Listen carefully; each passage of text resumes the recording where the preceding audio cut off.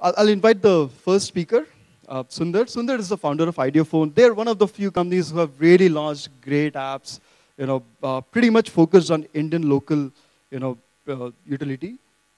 So over to Sundar. Sundar is going to talk about, is your app, can it really become a business? Thanks. I was really wondering whether to start with such an existential crisis question for such an upbeat conference. When Ashish put me on the first thought, I was a little skeptical.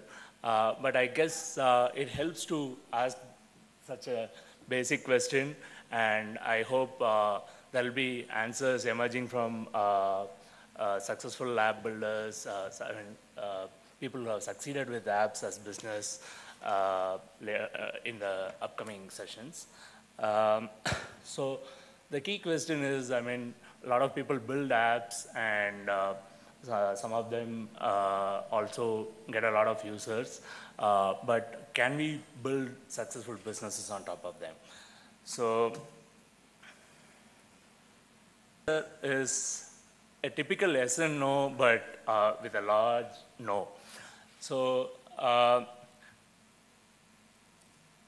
so to just quantify it, it is largely that no more than 1 out of 8 apps would be successful as businesses. So we need to grapple with this hard reality. So I know it's early in the morning on a Saturday. People need a dose of caffeine than reality, but can't help it. I think and we'll ask the hard questions early and then move on to more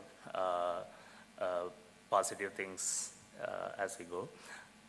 So there's a lot of money being made in apps per se. That's all big numbers, but most of it is taken by very few apps, and as you see, 50% is coming from going to just 25 developers. Even then, even there, 24 of them are game developers, and I think the one odd app was Pandora. So it's really hard there, and the app poverty line is a global number, which is like $500 per month. I think even the 40% who are above there, I don't know what the number is for India. So why this calamity in this app ecosystem? So the reason is the supply side surplus. This is one of the primary reasons. There is also a demand side dynamic. So on the supply side, there's zero entry barrier. Anybody can build an app. You just get an SDK, you are all set, and people can easily build skills in this space. There's no variable cost once you build app. For incremental downloads, you don't have to do anything. You can't do anything, in fact. There's no SEO, there's no such thing. And users also, this is a demand side thing, there's no switching cost per se. Today I may use your app, tomorrow I may use somebody else's app. So it's all in all a crowded market, no profits, and so that's the thing. Of course, that's a little bit of an exaggeration. It works more like this, gully cricket. A lot of people play, and there's no entry barrier. As long as you have some space, you just enter and start playing and all. But very few people make money as players. Of course, there's a lot of money being made providing all sorts of services, be a commentator, be a coaching, be a coaching center or whatever. And then, but as players, unless you become a national level player or an IPL team member, you don't make money. So given this, it's a cutthroat world. So yeah, now there's a glimmer of good things. So is there any hope for app developers to start building in such a scenario? people don't pay for apps, but they do for this. I mean, so you want a taxi, you want to book a movie, uh, whatever, any real world service, people are prepared to pay. And so apps with real world fulfillment, they are the only ones which win basically. So if you see any successful app today, be it Indian or any other global app, so there will be some element of real world fulfillment, or the app's sole purpose has its fulfillment in the mobile realm itself. Like for example, Paytm, if you're recharging your mobile balance, then it's fine. I mean, or if you're consuming some mobile specific content, that is fine. But beyond that, any app becomes a commercial success if and only if there is a real world fulfillment. So of course, there are a few exceptions where you become really big, and even though you don't need to monetize, you are valuable for your own user base and you get acquired and so on, but the odds are so low that you cannot plan for that. So when we say real world fulfillment, what kind of, how should it be? So it should be meaningfully mobile. I mean, so the reason it should be an app should be strong. I mean, and not like a Me Too extension of what is there on the web. I mean, like, not like this, right? For Google, it's a presence play, but if an app simply does what a website would do, there's not much of a reason why anybody would use it. So basically, it should use the form of the tablet or a mobile phone, or the functions like the sensors and the camera, whatever. And the fact that a mobile is always available, it's close to you, it's personal.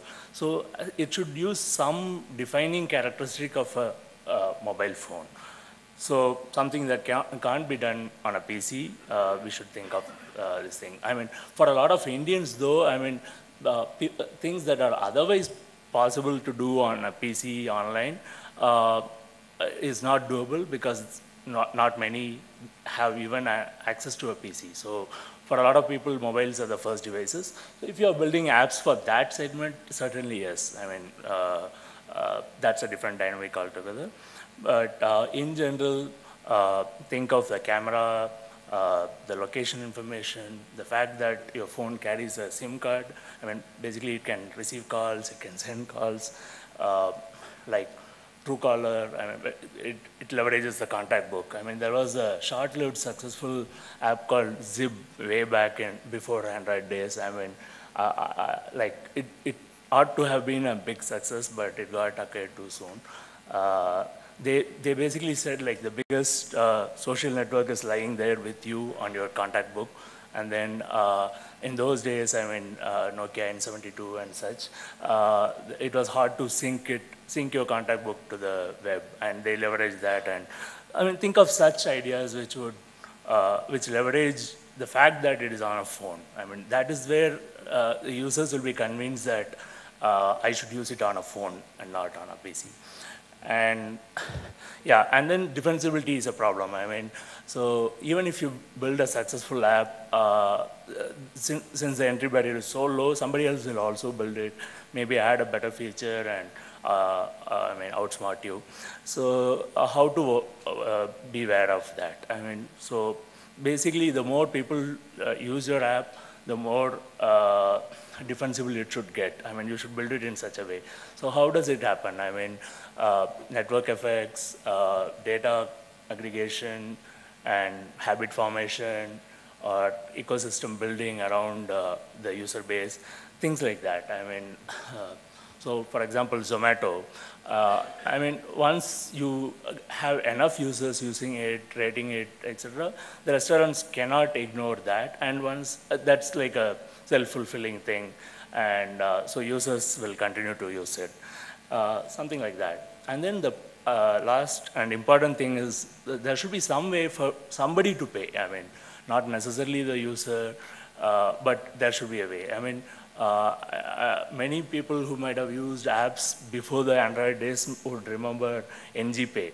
I mean, it's still there on Android, but it was hugely successful on Nokia devices, Java phones and all, primarily because you could book train tickets faster on that. I mean, that was their real USP. It was very simple. I mean, they had the same API, everything, but they had, basically you could store your credit card and other information. You could pre-fill the form. All that small things would matter a lot in booking tickets, and they were hugely successful. The problem was there was very little way in which they could make money. I mean, they were restricted by the railway regulations about how much they can charge as a premium. So even though it's a compelling utility, people had no way to really pay them. I mean, what can you earn by charging for downloads? You can't much, but there should be other ways of people being able to pay. So, okay, so where does, I mean, I'm just going on mentioning some assertions, and so how do I back it up? I mean, what led me to these views? So at Ideophone, we built a bunch of apps. I'll just quickly go over them and talk of these dynamics there. I mean, our first app was Suruk. Again, it was pre-Android days. We launched on OV Store, and it was hugely successful. I think at last count, it even came to 80,000 users and so on, without any promotion and such. So the problem was here was it was utilizing the location information. It used the fact that a mobile is always available and all, but there was simply nobody to pay for. So we couldn't charge for downloads, but there was no easy mechanism for people to, for example, say, I saved so much on this auto rickshaw trip, can I pay this much? I mean, can I charge a percentage? So there was no such mechanism, and so we couldn't use much of these user base. We tried a lot of partnerships for on-demand provisioning of autos and such, but nothing really worked. I mean, probably it was a little premature, I mean, ahead of the times. But had such partnerships worked, probably it would have made sense, but it didn't. And then this is one thing which actually strongly led to the lesson that real-world fulfillment matters. So One Touch SOS was our app where basically it simply locates you in case you are in an emergency at the touch of a click, at the touch of a button, and then sends a text message with your location. So we tried it out as a paid app. We did get some downloads and paid downloads from Europe and all, but nothing that could pay even half a salary of a person. So, but on the other hand, suddenly one day we got a call from somebody in Nigeria saying like, we want to discuss with you about your app. I mean, usually Nigeria is known for scams and so on, so we were very kind of skeptical. And then, on top of it, this person tried to avoid Skype calls and insisted on Skype chats. Later we learned that it's because of the accent difference, because Nigeria, I mean, they are also similar to India in the sense that they had a British colonial history. So they have decent English, but the accent is so different that you cannot manage. And then over the conversation, what they said was they are a security agency, and they basically like charge people and then protect them in case of danger. And they said like, we want to use your app as a means for people to reach us, and we will tie it up with our subscription service and all that. So it sounded too good to be true, and kind of we were naturally skeptical, so we asked for an upfront fee, and which they actually paid. So I think we will be about the only few guys who got money from Nigerians. I mean, so that was the kind of thing. So in fact, it was a very successful model.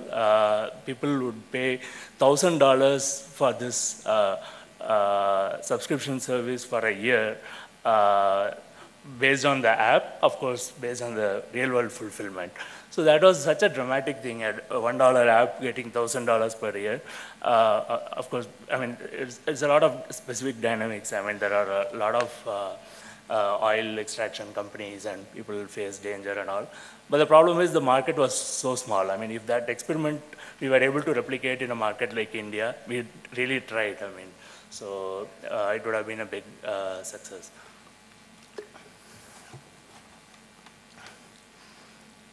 So we spoke to Mumbai police and a lot of people, but it was very hard to crack. And yeah, so Copa was our app where basically when a lot of people go for events like this, they converge at the same location. Why not share their rides, do networking on the go, and also save on parking and fuel and whatnot. So it used a lot of mobile's characteristic advantages, and probably it would have made sense if we managed a partnership with somebody like Eventbrite or so on, where we had the distribution. Distribution is another key challenge with mobile apps. I mean, how much ever useful you are, typical SEO or typical channels won't work in getting users or downloads. And so you need that also. So getting these distribution channels is also made possible if you have a real world fulfillment. So the fulfilling party becomes your distribution channel also. But we didn't really push hard on this. That is our mistake. So and then, yeah, Pica was our rail passenger wake-up call service. Some of you might have seen the pilot when it was live. I mean, it's a common problem. I mean, you are going to Hubli and then the train passes by at around 2 in the night. You are never sure, and then the train may be running late and you don't know where you are. You have to keep an alarm, wake up, and then you have nowhere to sit because everybody is sleeping. And it's a common pain point. So we said, like, we'll go for something really big with this time. So we didn't want even an app solution. We said, like, it will be purely based on an SMS and call infrastructure. People just SMS their train number and destination station, and then we keep track of the train by tying into the real-time location of trains. And then there will be automated calls to your phone 20 minutes prior to the station. And until you pick up and answer, we keep bugging you or your other berthmates and so on.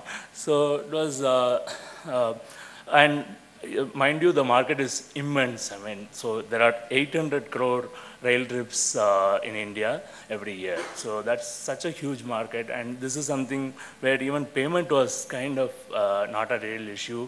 IRCTC was somewhat ready to offer it as a service at the time of booking for a 5 rupee charge and all. So despite a lot of discouragement from every well-wisher, we went ahead, fought hard with the railway establishment, went from divisional office to the railway board, and it was somewhat atypical for startup entrepreneurs to do, but we tried all that. Sadly, I mean, the railways have no precedence giving data as an API for a fee. They only work in the tender model. So things don't work, didn't work out, and probably there are other ways to make it work, but we are not for that. So someday this sector will be much more open and there will be many such apps. So I mean, now I have kind of contradicted myself, saying like what all should work with mobile apps, and shown that we have even tried all those, but none of them have actually worked. So what went wrong? So, and I mean, if you ask anybody who ran a startup, things didn't work out and then they came out, people are looking for answers to like what didn't work and so on. It's very difficult to pinpoint. A lot of things could go wrong. I mean, like in this game of free cells, basically you lose free cells. So you keep trying so many different approaches. Probably the cards you were dealt with were slightly stacked against you, or you made one critical mistake, one wrong decision or whatever. So that's for another day. But a hint is in this, basically. So we were passionate about commuters' problems, so we kept on building apps. Some of them were successful, some of them were getting awards, some of them were giving some money and whatever.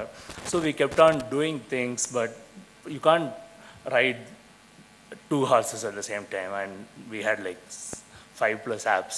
And so even though individually each of these apps had promise, we couldn't bet on just one of them. There was always the odds that something will click with each app. So we kept running after each of them and probably didn't focus that hard. So like the amount of time we spent at Railburn in Delhi, if we had sent at Eventbrite's office, maybe Copa would have clicked. So who knows? I mean, that's all hindsight. So basically, that's the reason why, despite all this, we kind of couldn't make things work. So my only takeaway for you is that you're free to make your own mistakes, but don't repeat our mistakes. And all the best with your apps. And yeah, this is my team. Anant is here. And so, yeah, I mean, it may be a little odd that it started with such a kind of ominous note and so on, but I'm sure like the world is out there. I mean, mobile is simply exploding. We are still grappling with how to make them a business. I'm very optimistic about the whole thing. That's why I encouraged my brother to start a company doing an Instagram for video of all the things. I mean, so all the best, and yeah, I'll be around.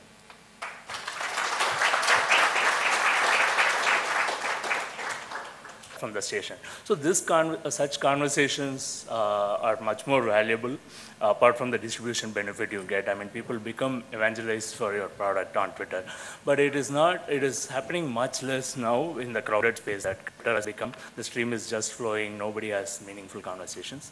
Facebook is somewhat taking that role. People do like talk about your apps, share it, and so on. And if your app has also a lot of content, tie into that from Facebook. So add a like button, share button, and so on. And that will bring a lot of organic traffic and downloads to you. And SEO doesn't seem to really work in this space. So, and it's not as organic as it ought to be. So, yeah, apart from that, there are a few app store optimizations. Some of them are organic, like you just collect email IDs of your users, kind of encourage them to rate you and all. Do it in a synchronized manner that suddenly you receive 10 or like 50 reviews, it starts trending and so on. So you can somewhat engineer such things. And I guess there are speakers who are going to talk about growth hacking exclusively. I guess there will be more lessons from there. Yeah. Yeah. How good is the revenue coming from ads on apps? I would say it's not really much. I mean, for practically speaking, I mean, there are exceptions where the apps are really successful with strong engagement, like games and all, where people spend a lot of time on your app that the banner ads start making sense. Not making sense, but making money. So all that might work out. But for an average app, I don't see a lot of value from money from ads coming. So because how many times and how much time will people spend on the app? Because people go to your app only for fulfilling some specific needs, and hardly any time they will spend on clicking ads or viewing them and all. So in my experience, it doesn't seem to be a good option.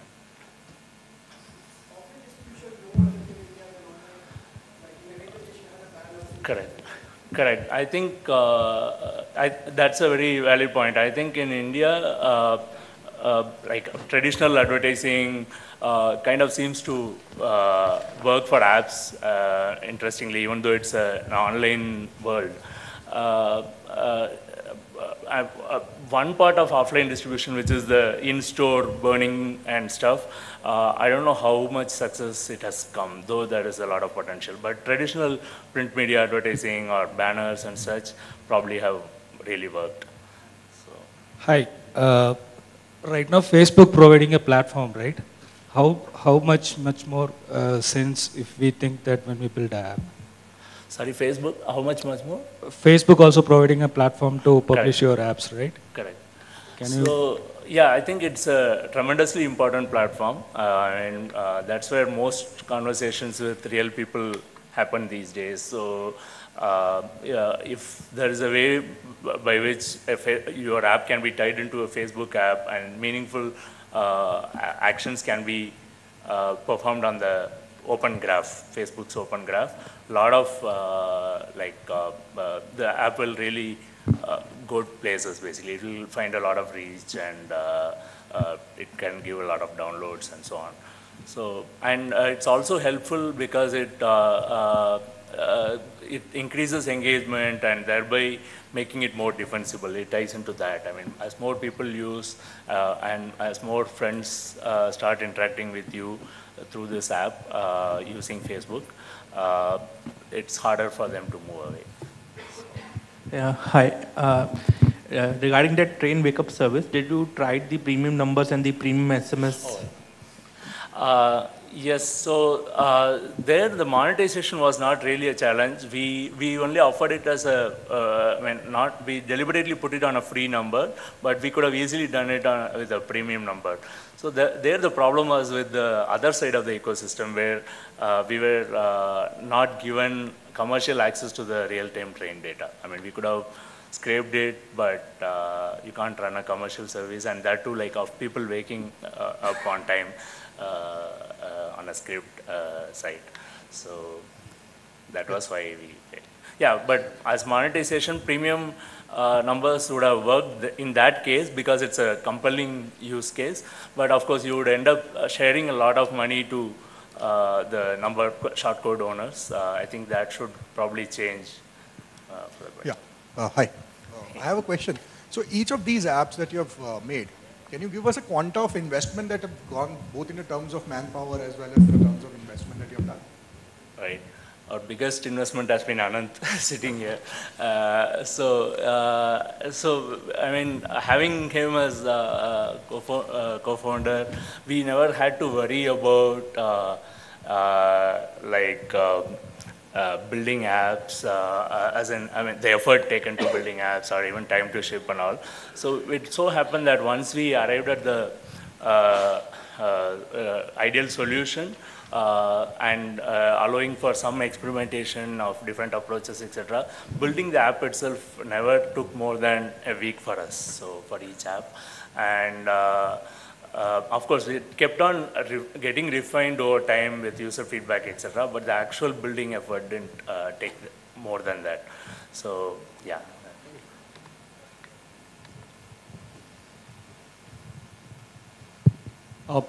App factory versus one app. What do you think really solves the problem? Correct. So with games, App Factory is not an option at all. I mean, it is the way to go because you never know which ones will succeed.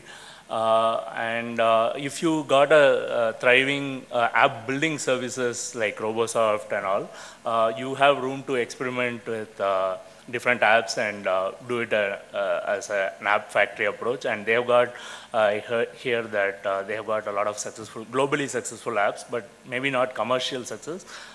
Camera Plus and stuff. For them, App Factory approach has worked. But for small developers, like from our experience, App Factory has not worked because we were not able to back each app to the fullest extent. So we didn't find it useful.